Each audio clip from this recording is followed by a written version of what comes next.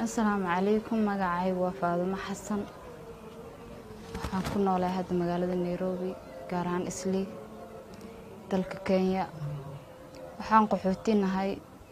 adigu qaxootiga aan ku dhashay baan xerada dhadhaawaan ku dhashay gaar ahaan xaga dheere marka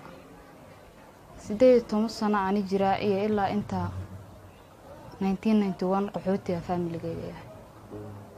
marka maanta waxa ka murugooday arinta oo Donald Trump uu ku dhawaaqay aad iyo aad uga murugooday because mustaqbalkeena dhanba anaga Mareykan ku xidhnay xataa family-geena nooma ogol inaan guursano because ilmo kale hanoo keenina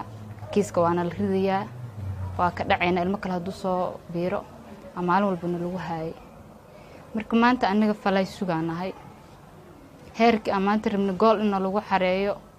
oo Mareykan aadna aan la dhahay waxa la dhahay Mareykan wuxuu ku dhawaaqay in Soomaalida iyo dadka qaxootiga uu dib u celinayo hadda ka kacay noqotay wallahi murugo maanta qashinkiina ururiyaan taaganayba ilaahay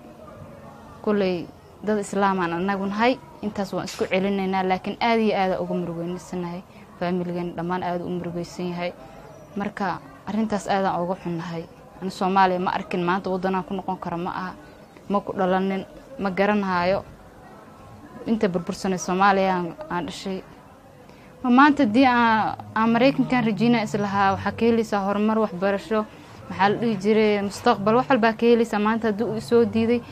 Kenya oo waxa la dhigi jiray qaxooti inta sano ku ahaa horumar aan ku gaarin waxa ay qabanaysaa maanta malaho Soomaaliya ma ku noqon karo wadankay marka aad iyo aad u murugeysanahay wallahi hadda waxaan sameeyna ma naqaano wax alla waxaan sameeyna ma naqaano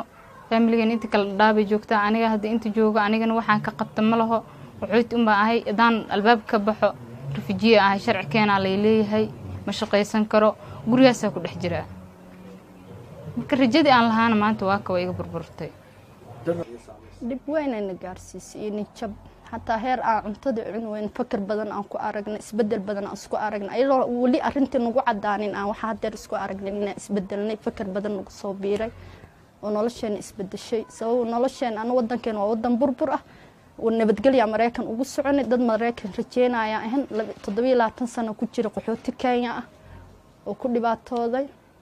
marka Mareykanku waa ka xunaa inuu waxa soo nagu sameeyay madaxweynaha Mareykanka anaga wadamada nabad ahayd